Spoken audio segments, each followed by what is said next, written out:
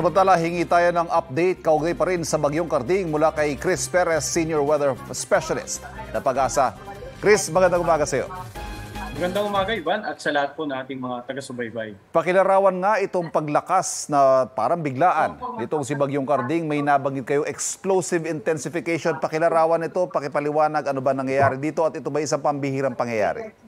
Yes, Ivan, medyo kakaiba itong nangyari, no? Napakadalang na mangyari na within the next 24 hours ay more than 65 kilometers yung naging paglakas nitong bagyong si Karding, no? Kaya mabuti na rin at nagkakaroon tayo ng 3-hourly update, lalong-lalo na kung inaasahan natin maglalandfall ang bagyo para kung sa ganon, kung ano mang pagbabago sa intensity at pagkilos ay agad-agad mabisuan yung concerned LGU at saka DRR officials, ganon din yung mga kababayan natin na direktang maapektuhan ng bagyo. So, yung naging impact niya, yung naging epekto niya, ito ba yung talagang inaasahan natin o along the way humina siya at medyo nabawasan yung pinangangabahan nating impact? Well, kung mapapansin natin, diba, no, naging napakabilis kasi ng pagkilos nito. Isang magandang bagay yung dito sa bagyong si Karding, no? Kasi kung naging mabagal ang pagkilos nito, mas lalo tayong mabababad sa epekto nito, yung dalang malalakas na ulan at saka hangin, then mas marami yung damages na inaasahan natin. Pero dahil naging mas mabilis ang pagkilos nito, ay naging minimal lang yung exposure ng mga ilang komunidad na direktang tinamaan ng bagyo. Although nandiyan pa rin nga yung mga nagkataon na nasirang mga struktura, iba't ibang uri ng produktong agrikultura sa mga kanayunan at ganun din yung mga pagbasa mga ilang low-lying areas or possibly some isolated cases ng landslide. Hindi natin maiwasan yan. Pero kaya patuloy po tayo nagbibigay ng babala, warnings, bago pa man pumasok ng PAR or bago tumama ng kalupaan ng ating bansa para habang maaga may salba or may handa natin yung mga kababayan natin sa tulong ng LGU at ng mga DRR officials. Pangatlong super typhoon ito, Chris, sa taong ito. Masasabi bang pambihira itong karanasan natin na 3 in a row? Well, nagkakaroon naman tayo ng mga pagkakataon na mayroong mga super typhoon na nagde-develop or nabubuo sa loob ng ating air responsibility o pumapasok ng yun nga lang, hindi tumatama ng ating bansa. Ganun pa man, napapansin nga natin, medyo napapadami yung mga super typhoon na nakaka-affect or na-monitor natin from time to time. Ito ba'y epekto ng climate change o ng La Nina kaya?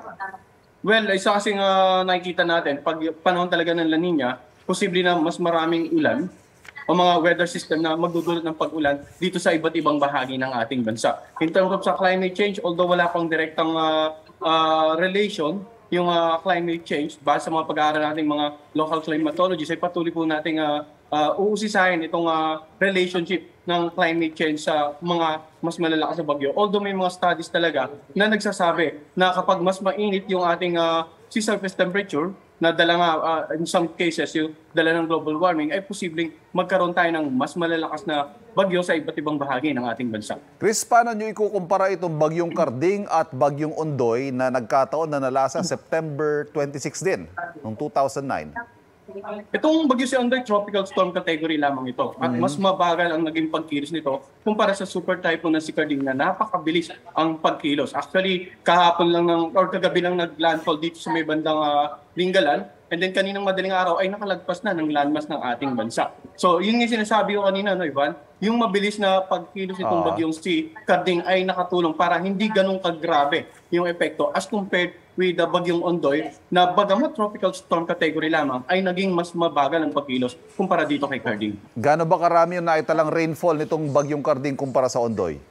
Well, sa ngayon, hindi pa natin na-finalize yung mga data, no? But more or less, we're not looking at the possibility na mas marami itong ulan na dala kumpara sa bagyong Ondoy dahil nga sa naging mabilis sa pagkilos nito.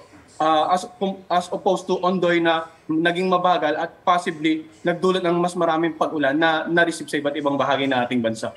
Ano kaya yung mga dahilan sa posibleng mabilis na paghina nitong si Karding? Nakatulong ba yung mga kabundukan ng Sierra Madre? Well, isang bagay po yan, no? Yung frictional effect ng landmass ng ating bansa, yung mga bundok po, no, ay may tendency na basagin yung sirkulasyon ng mga bagyo na tumatawid ng ating bansa. And it usually happens kapag ang bagyo ay tumatama nga dito sa northern and central Luzon area, Ivan. Anong latest ngayon sa Bagyong Karding, Chris, at anong lakas at bilis ito? At kailan ito inaasahang lalabas ng PAR?